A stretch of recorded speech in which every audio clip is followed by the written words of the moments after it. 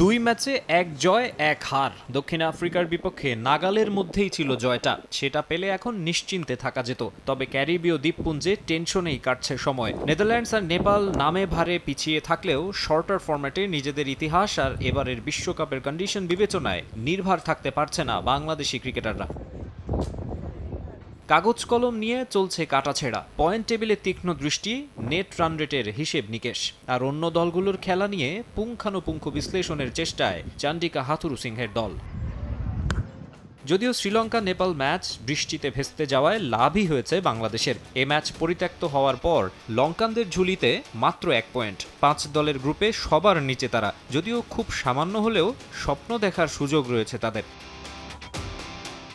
Bangladesh Netherlands ম্যাচও যদি বৃষ্টিতে পণ্ড হয়, পয়েন্ট ভাগাভাগি করবে দুদল। তখন টাইগার ও ডাচদের পয়েন্ট হবে সমান 3।